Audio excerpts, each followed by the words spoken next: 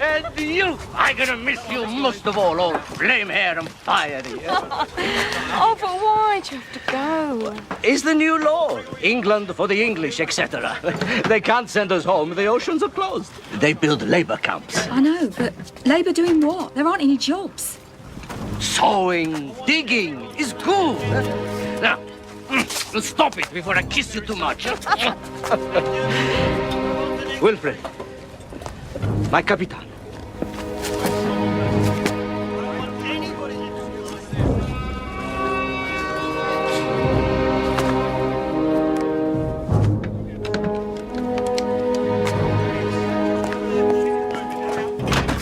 It'll be quiet with him gone.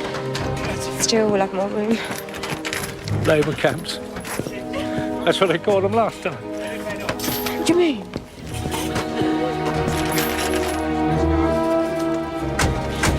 It's happening again. What is?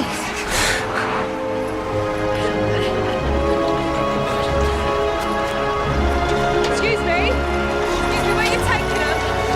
Where are you going? Look, where are you going? Where are you going? Where are you going?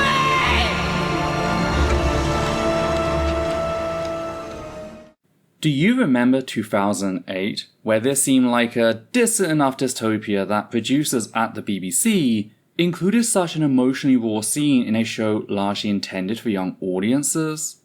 Wasn't that childish innocence nice? Because, make no mistake, that is where we currently are, both in the UK and the US, as we'll be discussing today. But first, a quick content warning for the following. Transmisia, racism, anti-Semitism, Nazi fascism, the Holocaust, and self-harm. If our work has helped you, please consider supporting us via Patreon so I can keep the channel running. You can also help us by liking, commenting, and sharing our work on social media. Hi there, mine's Ethel Thurston, she, her, they, them, and we need to talk about what's happening in the US, specifically a bill over in Michigan, which threatens any website which knowingly hosts media containing any depiction or description of a trans person with up to 25 years in prison. This would harm the trans community in a way we haven't seen since the Nazis of Nazi Germany destroyed pretty much all existing research on trans people at the time, setting us up for extermination. Because how can the state be accused of committing genocide if the people they're killing don't exist? I know I've not really covered much US news recently. I've been so preoccupied dealing with everything happening in the UK, keeping in mind that the Lemkin Institute for Genocide Prevention and Human Security acknowledged that they, quote, see evidence of genocidal intent and actions targeting trans and intersex communities, end quote. That's where we're at on the home front. There are a lot more people covering the US than the UK, so in general, I decided to narrow my focus. But this is something that could have international consequences. I even saw a Hindustan Times article on this because even India has taken an interest in this particular case. But the story was brought to my attention by a 404 Media article written by Samantha Cole, which is titled, Michigan lawmakers are attempting to ban porn entirely. The attempt in question centers on House Bill 4938, called the Anti-Corruption of Public Morals Act, presented by 5 Republican representatives, Josh Shriver, Joseph Pavlov, Matthew Maddock, James Desana, and Jennifer Wards. They claim that the bill would prohibit the distribution of what they label as, quote, material on the internet that corrupts the public morals, end quote. And yes, porn is on the list, by which I mean all porn, including vaginal intercourse between heterosexual people, and it also demands that sites take measures to actively block VPNs in an effort to put an end to said workarounds. And both of those are bad enough, don't get me wrong, but what's even more terrifying is how it then goes on to add a second banned category, namely, quote, a depiction, description, or simulation, whether real, animated, digitally generated, written, or auditory, that includes a disconnection between biology and gender by an individual of one biological sex, imitating, depicting, or representing himself or herself to be of the other biological sex by means of combination of attire, cosmetology, or prosthetics, or as having a reproductive nature contrary to the individual's biological sex." End quote. Emphasis added by me, and I added said emphasis to highlight that this doesn't merely apply to visual media, but also written media such as posts, comments, and blogs. This is, of course, one big Nazi dog whistle for trans people. Now, there were two specific exemptions, which were, quote, material to be used for scientific and medical research, and instruction and peer-reviewed academic content, end quote. And that is it. Anything else is deemed material that corrupts public morals and will thus be banned in Michigan. To give an example, if I openly talked about my ongoing transition, that video would legally constitute material that corrupts public morals and thus be banned. That's how horrific and far-reaching this potentially is. But perhaps even more worrying than that is the part which reads having a reproductive nature contrary to the individual's biological sex. I sat there for a while trying to figure out what this was referring to, and all I could think of are trans bodies which have been altered either through HRT, as with a trans woman's breast, or surgery, as with a trans man's phalloplasty, making any media depicting a trans person's body illegal if they've undergone a medical transition. That's what this reads to me as saying, as a legal layperson, though maybe one of you could shed some light on that. Yet even if that isn't the case, simply banning depictions or descriptions of trans people in attire or makeup associated with their actual gender as opposed to their incorrectly assigned gender is still horrific enough. It effectively forces a trans person to choose between presenting authentically or psychological self-harm as a result of gender dysphoria. And I put self-harm in quotes here since it's the state that's forcing trans people to make such a horrific choice in the first place. And the horrors only continue as we move on to the punishment, namely how any site hosting trans depictions or descriptions would be charged with a felony, carrying with it a maximum fine of $100,000 or a sentence of 20 years in prison, though these numbers increase to a $125 fine or 25 years in prison if they host more than 100 pieces of trans depictions or descriptions. That is a crushing punishment, particularly those prison sentences, and has one goal when it comes to trans people. Force all websites to remove any and all media depicting a trans person, sexual or not. Because how are sites in Michigan, such as YouTube, going to moderate this? They can't rely on tags because trans people don't always tag the facts that they're trans. Companies certainly aren't going to be willing to put up the funds or time to have someone go through every piece of media and manually review it, so that's out. The bill says AI, but gender-critical fascists have already tried that and kept getting false positives, something which would make sites such as YouTube unusable. Said sites could also withdraw from Michigan, abandoning the state entirely, though that seems unlikely.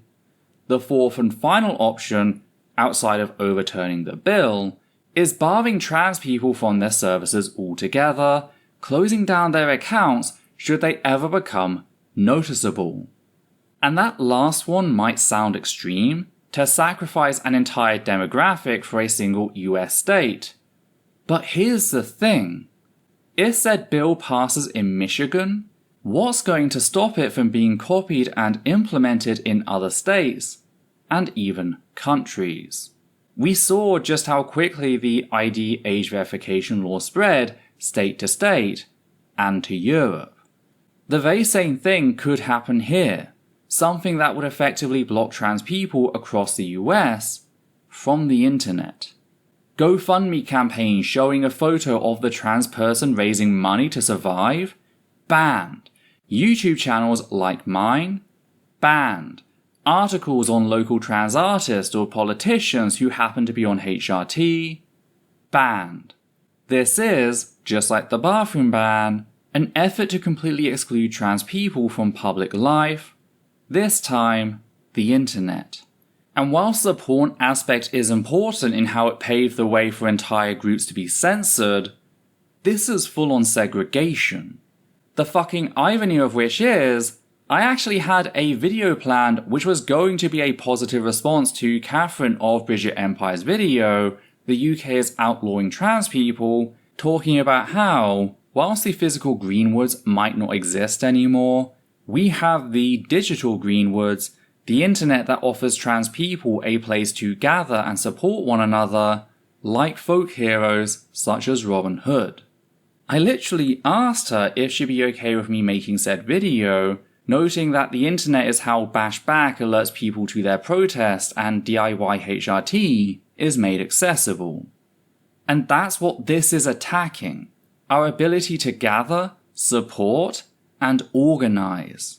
This is a Republican attempt to cut and burn the digital Greenwoods.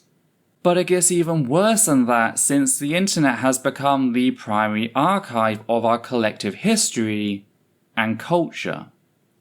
All of that could potentially be lost if this bill passes and similar bills spread to other states and countries.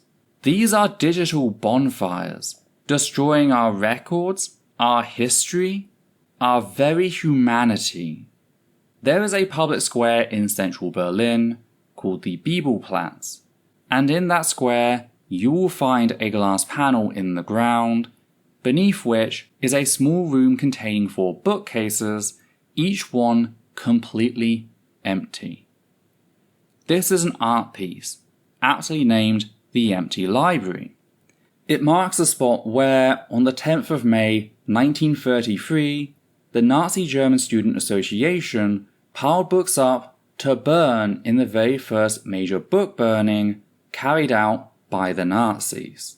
And the very first books piled up for said burning were the ones which had been seized from the Magnus Hirschfeld Institute for Sexual Science 4 days prior. The institute was the first academic institution to not only study trans people as a natural phenomenon, treating them with respect, even coining the first medical term to describe us, the term which would evolve into transgender across iterations, but offered early forms of both HRT and gender-affirming surgery. Actions which Nazi papers, such as Der Stürmer, accused the institute's founder, Magnus Hirschfeld, a gay Jewish man, of promoting in an attempt to corrupt the morals of the German people, weakening them, making them more vulnerable to outside invaders. It was their research, their archives and their libraries which provided the bulk of this initial book burning, erasing much of Western trans history up until that point. It took trans people almost 80 years to finally be recognized by the German state as one of the groups singled out and targeted by the Nazis during the Holocaust. That was, in large part, a result of our complete erasure. As I asked at the start, how can the state be accused of committing genocide if the people they're killing don't exist? Because how can you describe a trans person without describing someone who might dress in a way different to their incorrectly assigned gender or who has undergone a medical transition? You can't. So by limiting a person's ability to even define a trans person by touching on some common trans experiences, Michigan Republicans seek to prevent any and all discussion of trans people, at least outside peer-reviewed journals, which are paywalled and thus inaccessible to your average person. When I say what is happening is an encore of the Nazis of Nazi Germany, I am not being hyperbolic. We might not be at the point of camps for trans people, yet though the US is absolutely there when it comes to anyone who even looks foreign. But we're still being erased, boxed in, further and further isolated. This is a state preparing to deny the extermination part once we've reached that stage, to once again erase us from discourse for another 80 years. Now, that's not to say that there's no workaround. If you're in Michigan, you can absolutely unleash hell upon the Republicans responsible for this bill. Again, their names are Josh Shriver, Joseph Pavlov, Matthew Maddock, James Desana, and Jennifer Warts. You can also unleash hell on your state representative, William Patrick Huizenga. You can try appealing to his better nature, but he is a Republican, so I doubt he has one. I think making these shits as miserable as possible until they back down, escalating things if they don't, is going to be the way to beat this. I also noticed that the bill, when discussing exceptions at the start, on top of mentioning the law-specific exemptions, also included any quote, material that at common law was not protected by adoption of the First Amendment to the Constitution of the United States, respecting laws abridging freedom of press or of the press, end quote. The First Amendment is, of course, the one that declares, quote, Congress shall make no law respecting an establishment of religion, or prohibiting the free exercise thereof, or abridging the freedom of speech, or of the press, or the right of the people peaceably to assemble, and to petition the government for a redress of grievances, end quote. Which makes it sound to me that, so long as said depiction or description is presented as a political statement, even against this very bill, it should be protected. This situation reminds me of how free the nipple protesters are often protected in the US in a way that women who simply go topless are not. But I could be misunderstanding things. Again, I am a legal layperson. Either way, it is something to consider. It's also very likely that the people, and possibly even some corporations, would challenge this bill if it did make it through, if not for its horrific violence against trans people, then for the porn. Which fucking sucks, like, hello, trans people are more important, relatively speaking. But sadly, that's the way it is for a lot of cis people. They only care when it impacts them, even though we warned them about this very scenario with the ID verification laws. Hopefully this has gone too far and will be crushed, unlike those laws. That's the hope I'm holding on to right now. But this is one we need to act on, particularly those of us in the US. Though, what do you think? What are your thoughts on the bill? How likely is it to pass and spread? How can we prevent that? Did you notice something I missed? If so, be sure to let me know in the comments down below. And if you appreciate what we do here and want to help keep us running, please consider becoming one of the wonderful patrons who make our work possible. You can also make a one-time donation via PayPal or Super Thanks on YouTube. On that note, we'd just like to thank the following people: Matthew Kovac, Flynn, Bo Ayer, Deborah Goldsmith, Higgins Siegel, Jackie Sins, Mix Alba, and Peter Cole. And for myself, Adita, and Levi, take care now.